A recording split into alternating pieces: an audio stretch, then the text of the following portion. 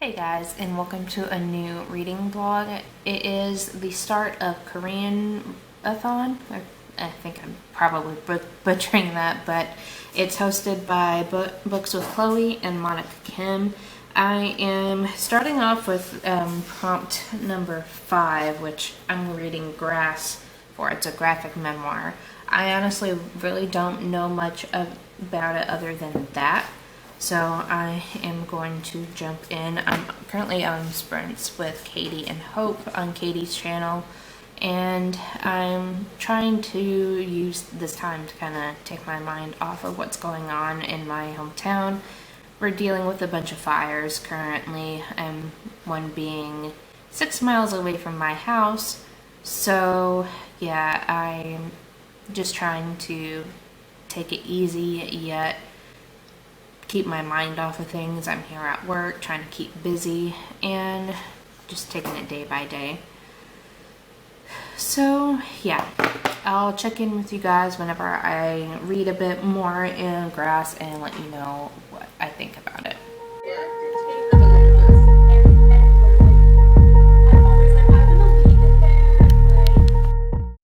Hey guys, I just wanted to do a quick update. I didn't get any more reading done on Grass since yesterday.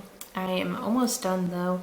I am on reading sprints currently. I'm trying to, I'm watching reading sprints, I should say, on Christy Reed's channel.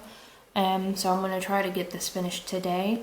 I am really it's hard to say enjoying this because this is such a heavy topic. But it's definitely one I believe everyone should read. I definitely was not taught about comfort women when talking about the war, World War II and things like that. So this is definitely something that everyone should read and be aware of. The artwork, the way the art style is, it really makes it really kind of hit home on how dark that the story is. There's not much more I can really say about it other than that, but yeah, my plan for today is to at least try to finish this book and maybe start another book for Korean-a-thon. So yeah, let me get to it.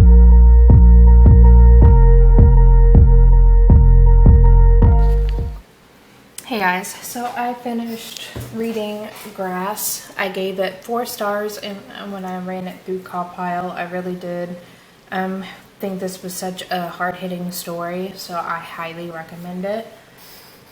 My next book for Korean-a-thon is The Red Palace by June Her. This book actually came out in January this year. I haven't really heard anything about it, so I'm just going to read the synopsis from Goodreads. It says, Joseon, Korea, 1758. There are few options available to illegitimate daughters in the capital city, but through hard work and study, 18-year-old Hyun has earned a position as a palace nurse. All she wants is to keep her head down, do a good job, and perhaps finally win her estranged father's approval. But she is suddenly thrust into the dark and dangerous world of court politics when someone murders 4 women in a single night, and the prime suspect is her closest friend and mentor. Determined to prove her beloved teacher's innocence, she launched her own secret investigation. In her hunt for the truth, she encounters Ewan, a young police inspector also searching for the killer.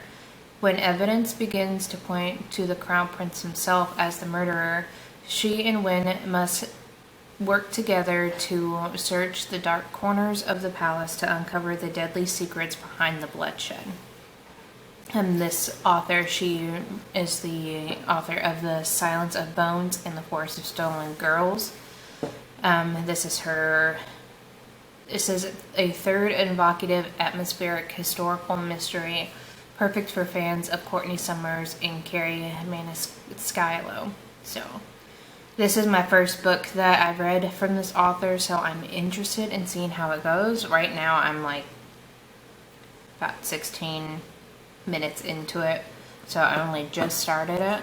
I'm going to read it for the rest of my workday, and I'll check in with you guys later and let you know how I enjoy it so far. Hey guys, I just want to do a quick update about what I've gotten done so far. I started doing sprints as a last minute, like working / reading type sprints on my channel because I wanted some company while I got some stuff done here at the office and got some of the Red Palace listened to. I'm up to 39% of it currently, and I'm enjoying it. It's really interesting, just following the main character as she tries to help a police officer solve some murders of fellow nurses. So I'm enjoying it so far. It's a pretty mysterious type of book. There's not too much to really say about it. I did pick up 2 other books from the library today that I'm hoping to get to by the end of this week. Hopefully after I listen to the Red Palace, we'll see if I get to those. I'll let you guys know what those are as I get to them. But yeah, I am enjoying it so far. It's really good. I do recommend it. Hey guys, I haven't done an update yet today. I actually just finished listening to the Red Palace on my way home from work today. I already had ran it through Cawpile before I left work because I only had like 30 minutes left in the audiobook, and it got 3.5 stars. It was really good. The concept of the book was really good. It just seemed like it wrapped up too quickly and too neatly at the end of it. I just felt like I needed a little bit more, and I also kind of think it got kind of repetitive at one point too, but the concept was pretty good. I just wasn't super wowed by it. I picked up another graphic novel by the same author that I read the first one in. I just don't have it with me here at home, that I plan on picking up tomorrow. Today is Thursday, so we only have a few more days left in the readathon. So I'm hoping at least to get one more book done and then start another book before the end of the readathon. So that's what my plan is so far.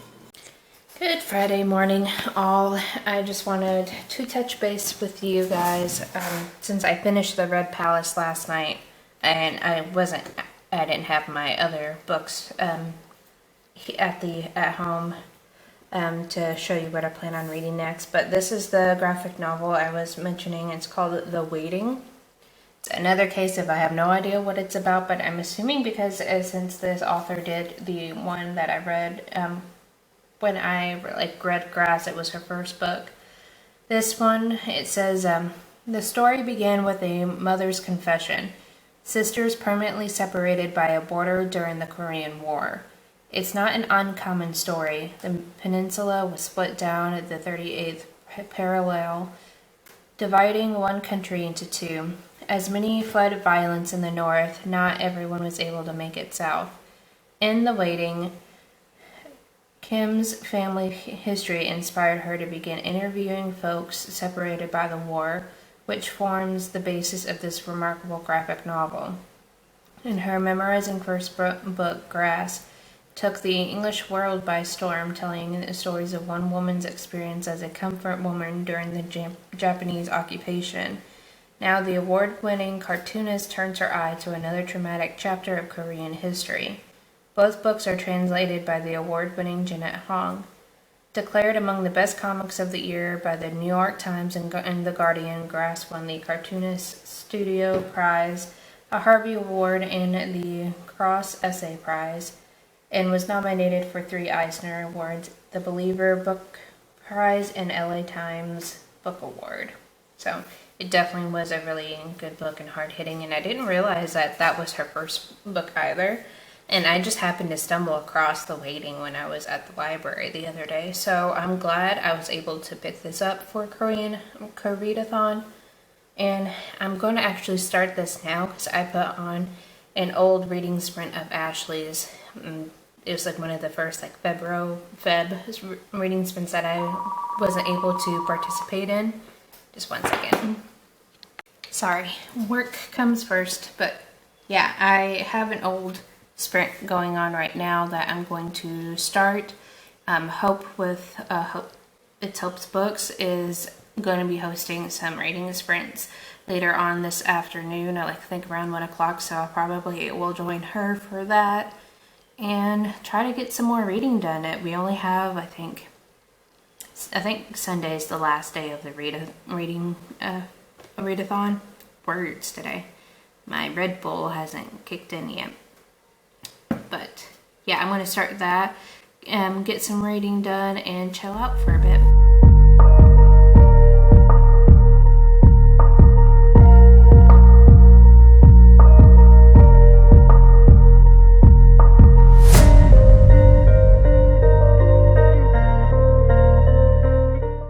Okay, so I finished The Waiting. It got a 4-star rating on CowPile. It was pretty good. It is a fictionalized version of her mother's story. I don't know, at least it says The Waiting is a fictional story that is based on my own research and the testaments of my mother, grandmother Lee, and grandfather Kim. I chose to create this work as fiction rather than nonfiction because I didn't want to unintentionally hurt those who shared their stories so vulnerably with me. How many people in this world have been wounded by war and things like that. So it's not 100% true, but it is based off of facts, so it's a historical fiction. And I did really enjoy it. This is another one of those books that I believe everyone should read because it is a really important topic. My next book is going to be XOXO by, I think the author's Axio. This is a relatively new book. I think it just came out last year. I'll read the synopsis on the inside. It says, Jenny didn't get to be an award-winning, classically trained cellist without choosing practice over fun. That is, until the night she meets Jinwoo, mysterious, handsome, and just a little bit tormented. Jinwoo is exactly the kind of distraction Jenny would normally avoid, yet she finds herself pulled into spending an unforgivable evening wandering Los Angeles with him on the night before his flight home to South Korea. With him an ocean away, there's no use in dreaming of what could have been, but when Jenny and her mother move to Seoul to take care of her ailing grandmother, who does Jenny meet at the elite arts academy she just been accepted to, Jae-woo. Finding the dreamy stranger who swept you off your feet in your homeroom is one thing, but Jae-woo wasn't just any student. Turns out he's a member of one of the biggest K-pop bands in the world. And like most K-pop idols, Jae-woo was strictly forbidden from dating anyone.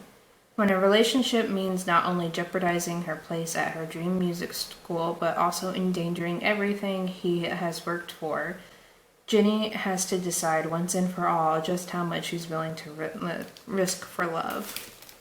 So it's a contemporary romance set in Seoul, Korea, and I haven't really heard too much about it. I believe Ashley from A Frolic Through Fiction had just recently read this, I think last month, and it wasn't her cup of tea because she's generally not much of a contemporary person anyways, and I tend to kind of have a, what's the word? I kind of don't really have too much thought about contemporary romances all that much. I think they're okay. I just kind of feel like some of them can be kind of meh.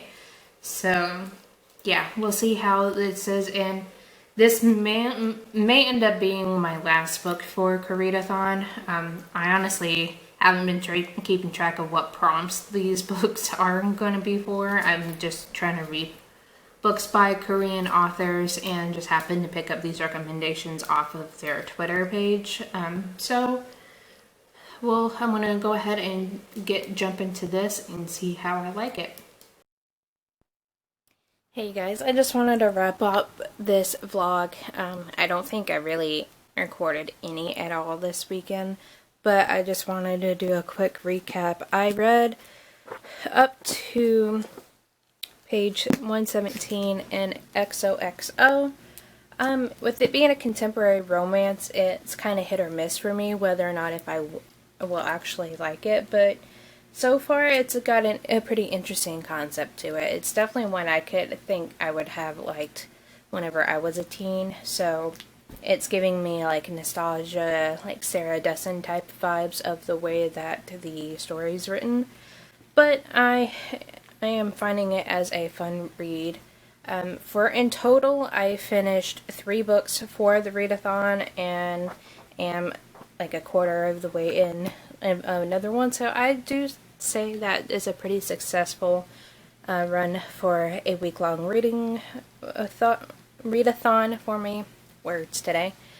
But yeah, I want to thank you guys so much for watching this reading vlog, and leave me a comment down below if you participated in this readathon, and let me know what you guys are planning on reading for future readathons, and like this video if you liked it, and I'll see you guys in the next video. Bye guys.